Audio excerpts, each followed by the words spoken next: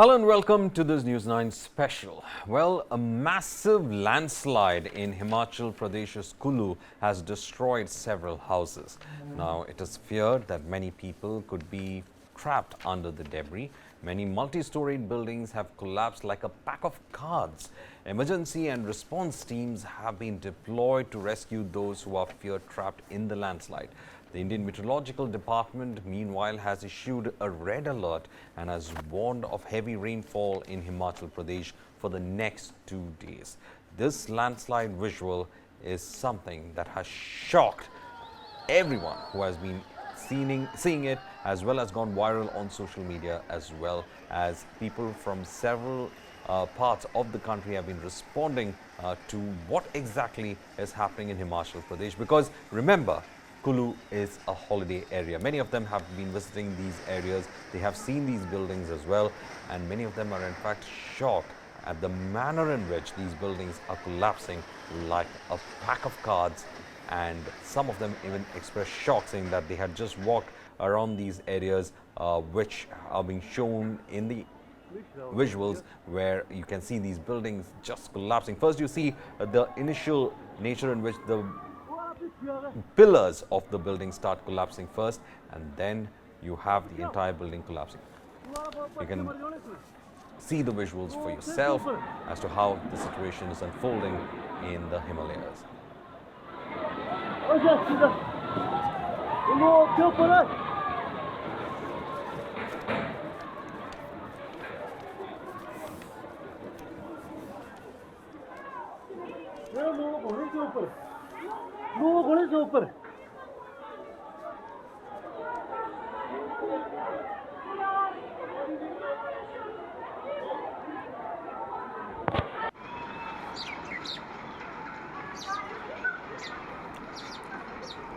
Well, to discuss more about this, in our studios, I'm joined in by Nivriti Mohan from News9 Plus, and as well as Kabir Naqvi, my colleague who joins us. We will be joined in by Tikeder Panwar, former Deputy Mayor of Shimla as well.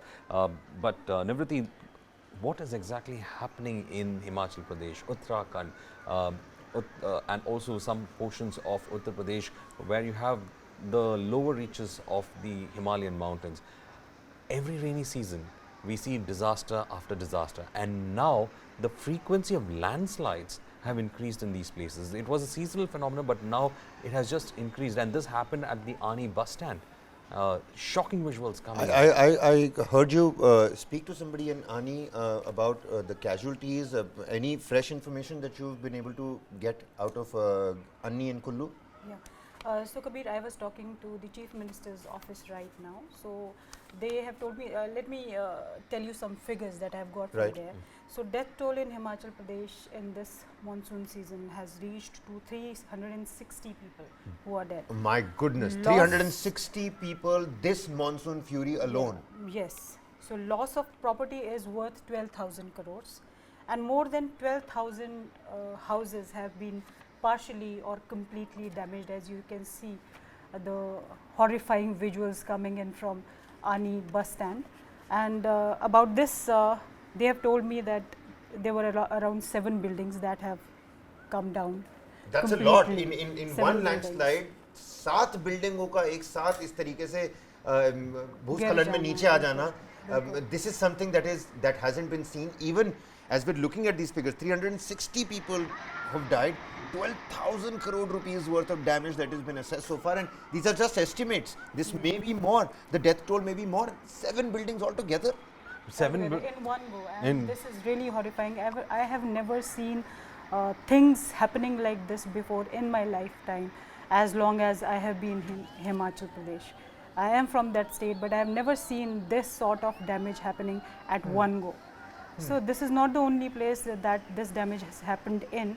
Okay, thankfully one thing that they told me is that these buildings were evacuated. They had pre-assessed the situation, and there was no lives lost. Because Varghese, you remember you did that show on the Krishnanagar landslide Yeah, that was happened in happened in Shimla. Shimla. That was equally devastating. It was, in fact, the same kind of issues that were there. One is that you have a heavy building, loose soil, and then cracks appearing, and then, you know, the people around it being evacuated as well. But certain areas, they did not have any sort of warning as such. You had 3-4 bodies actually recovered from that area in this thing. And it was like a cascading effect. The building just collapsed. The foundation just moved along with the soil, and it just collapsed in that area. Also, we are joined in by Tikendra Panwar, former Deputy Mayor of Shimla. Mr. Panwar, how do you see the situation in Himachal now? Why is it that Himachal is facing a situation like this? We've seen landslides, reports of landslides have been coming in, but if you ask, we have a Himachali herself from there who's saying that she's never seen such kind of situation in Himachal Pradesh before. Is there something fundamentally wrong happening in Himachal Pradesh? Has development, is this the price a lot of people are paying for the development that they try to have in Himachal Pradesh, especially in these sensitive zones?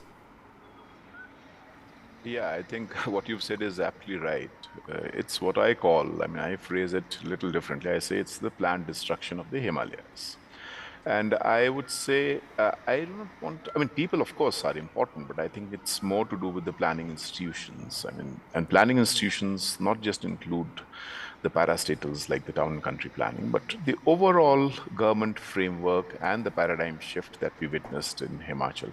In fact, if you ask me, when Himachal was formed or when it was born in 1970s, we had a very inclusive and sustainable development model, what I call the Dr. Parmar's model, who was the first chief minister of Himachal Pradesh. Since 90s, when we embarked on this path of liberalization, and the center said, you have to create your own assets, you have to manage your own resources. Fiscal deficit is the guiding principle, and that's when this paradigm shift starts taking place in Himachal Pradesh, and for that matter, across the Himalayan states. So how do I generate my resources? I start selling my natural resources. I start selling my tourism. I start selling hydropower. And at the same time, we also find post 90s the rising middle class and the whole developmental model that we think by just and this whole buzz of cities being engines of growth. Mind you, I mean, most of the buildings that are falling are in the urban settlements, either peripherals or in the core of the town.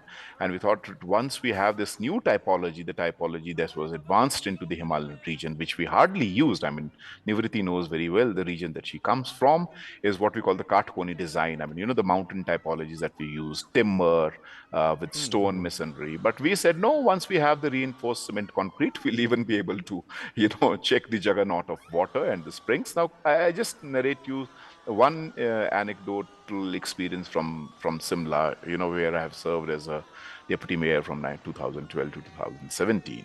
We have around 25 water springs, what we call water nalas. I mean, these are unlike the nalas that you have in Delhi or other places. I mean, these water springs are where we used to get water for drinking purposes, and some 100 bawdis. Now, almost all of them have been encroached. Okay, and we think because of this RCC, we'll be able to retain or sustain these structures. Why is it's a planned destruction?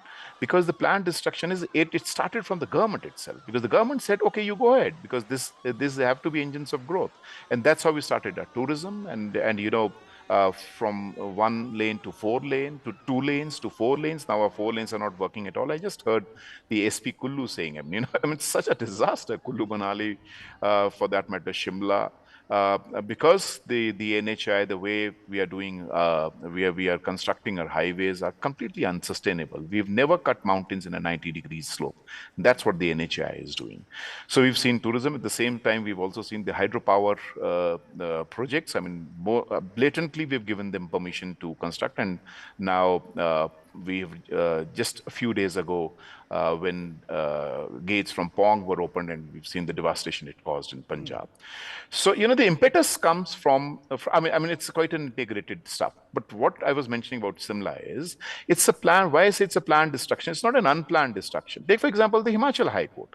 I mean, Himachal High Court, it's an approved building, 12 stories. Never such buildings are allowed in Shimla, and that will be another disaster in the offing.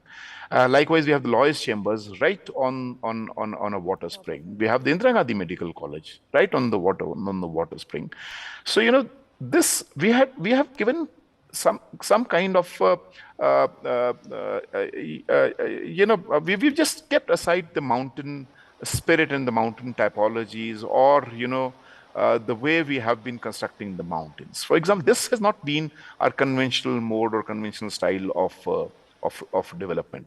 It's been kind of imposed on us, and the imposition has taken almost 3 decades long, and now we are finding ourselves in such a peculiar situation where it's completely unsustainable, where we thought we'll be generating our resources, we are losing our assets, we are losing lives.